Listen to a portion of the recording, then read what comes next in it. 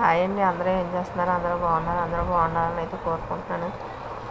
ఇవాళ బ్లాగ్ వచ్చేసి అయితే శుక్రవారం ముందు రోజు లక్షవారం అయితే నేను ఇలాగ ఏ కిచెను మొత్తం హాల్లో బెడ్షీట్స్, సోఫా కవర్స్ ఇవన్నీ అయితే తీసుకుని శుక్రవారం ముందు రోజు అయితే వాష్ చేసేసుకుని వంటగది మొత్తం ఇల్లంతా లైట్గా అయితే పైన అయితే క్లీనింగ్ అనేది చేసుకుని మాప్ అయితే పెట్టుకుంటానండి. వారానికి ఒక రోజు అయితే సర్దుకుంటూ ఉంటాను.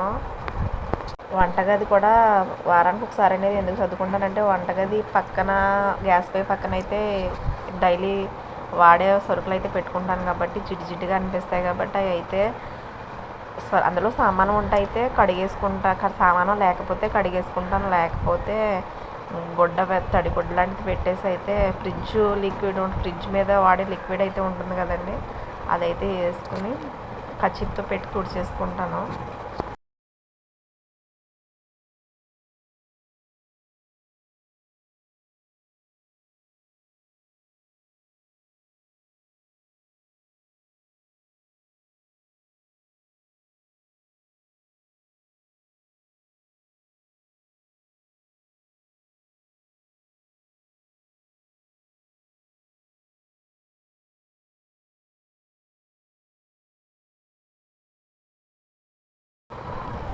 వెనకడికే గ్యాస్ మీద వంటగదిలో వంటలేమోలని మనకేం అంటే ఎండాకాలం వస్తుంటేనే తెలుస్తుంది.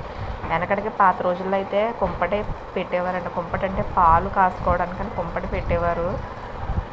అంటే పొయ్యి మీద వంట అనేది జరుగుతూనే ఉండేది. అందులో ఉన్న బొగ్గులన్నీ తీసి బయట వేరేగా సపరేట్గా బేసిన్ పెట్టి ఆ బేసిన్లో వేసి పాలగుండగా అనేది ఆ బొగ్గుల్లో పెడితే పాలు అయితే బాగా మరిగేయండి. శీతాకాలం అయితే ఆ కుంపటి దగ్గర కూర్చుని మేమైతే చలి కాగుతూ ఉండేవాళ్ళం.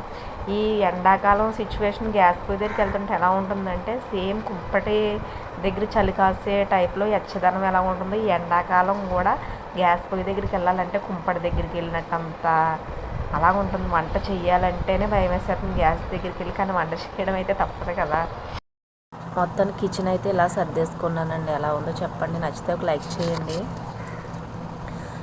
అంటే ప్రతిసారి ఇలా చేసుకుంటారని కొంతమంది అనుకుంటారు, కానీ కొంతమంది అనుకుంటారు దీనికి ఏం పని ఉండదు, అస్మాట్ ఇలా చేసుకుంటానే ఉంటుందని అనుకున్నా నాకైతే అలా అలవాటు అయిపోయిందండి. కనీసం వారానికి ఒక్క రోజైనా సరే ఇలాంటివన్నీ ఎక్కడన్నా బొమ్మలు ఉంటాయి కదా, అవన్నీ తీసుకుని తుడుచుకోవడం, నీట్గా చేసుకోవడం అనేది నాకైతే అలవాటు అయిపోయింది. శుక్రవారం ముందు రోజు అయితే ఇటువంటివన్నీ చిన్న పనులన్నీ చేసుకుని అది గొచ్చుకే నేను మాప్ అయితే పెట్టుకుని ముగ్గులు అవి పెట్టేసుకుంటాను. వారానికి ఒకసారి అయితే ఇలాంటి పనులన్నీ చేసుకుంటాను. ఇల్లు అనేది కూడా నీట్గా ఉంటేనే మనశ్శాంతిగా అనిపిస్తుంది. ఎక్కడ బట్టలు అక్కడ, ఎక్కడ సరుకులు అక్కడ వదిలేస్తే నాకైతే నచ్చదండి. నేనైతే మొత్తానికి ఇల్లంతా క్లీన్ చేసి నన్ను అంటూ ఉంటారు మా ఇంటి పక్క వాళ్ళు కూడా, అస్తమాటు ఏదో పని చేసుకుంటాను ఉంటావు, నడువు నొప్పి గట్రా అనిపించదా నీకని.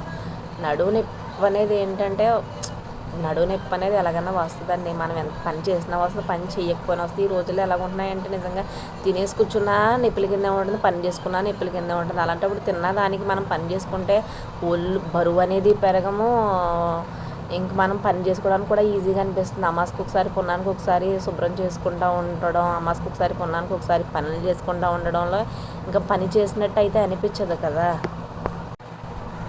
మన పని మనం అనేది చేసుకుంటూ ఉంటేనే మనకి తేలిగ్గా అనిపిస్తుంది. ఎక్కడన్నా నడువు నొప్పి వచ్చినా ఏమొచ్చినా అంత ఇది అనేది ఉండదు. కానీ మనం పనులు చేసుకుంటానే ఉండాలి. నొప్పి వస్తుంది కదా అని, నడువు నొప్పి వస్తుంది కదా అని మనం పనులు మానేసుకోవడం, చేతులు నొప్పి వస్తున్నాయి కదా అని ఇంకా చేతులు నొప్పులు వస్తున్నాయి, కాళ్ళు నొప్పులు వస్తున్నాయని మనం పనులు అయితే పక్కన పెట్టేసుకోలేం కదండి.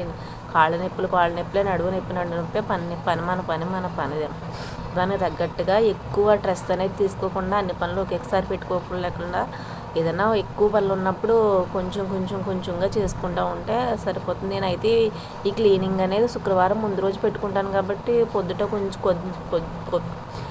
కొంచెం పని, సాయంత్రం కొంచెం పని అయితే పెట్టుకుంటాను. అంతా ఒకసారి అయితే చేయను.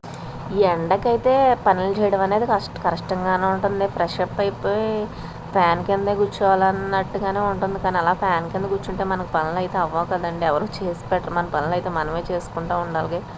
ఇవైతే ఇలా సర్దుకుంటాం అంటే బెడ్షీట్స్ అవి మారుస్తాను. టీపై క్లాత్స్, సోఫా కవర్స్ ఇవన్నీ కూడా నేను శుక్రవారం ముందు రోజు లక్షవారం మార్చేసుకుని లక్షవారమే వాష్ చేసేసుకుని మాప్ అయితే పెట్టేసుకుంటాను. ఇవన్నీ చేసుకున్న తర్వాత ఒకసారి మన ఇల్లుని మనమే చూసుకుంటేనే మనసుకి ఎంతో ప్రశాంతత అనేది అనిపిస్తుంది. ఎక్కడదక్కడ చిందర వందరగా కనిపిస్తే ఇల్లు అనేది చాలా చిరాగ్గా కనిపిస్తుంది. మనకి మనశ్శాంతి అనిపించదు, ప్రశాంతత ఉండదు. ఇల్లు అనేది ఎప్పుడు కూడా శుభ్రంగా ఉంచుకుంటేనే మనశ్శాంతి అనేది ఉంటుందని నేనైతే అనుకుంటాను. ఇల్లు నీట్గా ఉంచుకుని ఉన్న తర్వాత ఇల్లు, కిచెను అదే మొత్తం టోటల్గా అన్నీ క్లీన్ చేసుకుని పెట్టుకున్న తర్వాత దేవుడి దగ్గర ఒక మనశ్శాంతిగా ఒక దీపారాధన అనేది చేసుకుని మనస్ఫూర్తిగా ఒక నమస్కారం అనేది భగవంతుడికి చేసుకున్నామంటే ఎంతో ప్రశాంతత అనేది అనిపిస్తుందండి. కానీ ఎక్కడవి అక్కడ వదిలేసుకుని మనం దేవుడి దగ్గర దండం పెట్టేసుకుంటే మట్టికి ఏంటి, కొంచెం ఒక గంట ముందు లెగిస్తే మన పనులన్నీ అయిపోతాయి, దేవుడి కాడ దండం అవుతుంది, మన ఇంట్లో పనులన్నీ అవుతాయి, అన్నీ ఈజీగా చేసేసుకోవచ్చు.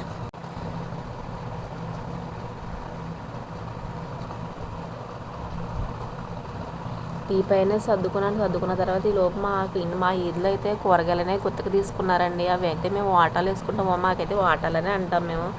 అవి అయితే పంచడానికి వెళ్ళి వచ్చిన తర్వాత చేపల తోటి మీద ఫ్లవర్స్ ఏదన్నా పెడదామని ఒక టైల్స్ మొక్క తీసుకుని దానికి మళ్ళీ వాల్ పేపర్ అనేది వేసుకుని ఇలా వేసి పెట్టుకున్నాను. మళ్ళీ గది కూడా క్లీనింగ్ అనేది స్టార్ట్ చేశాను.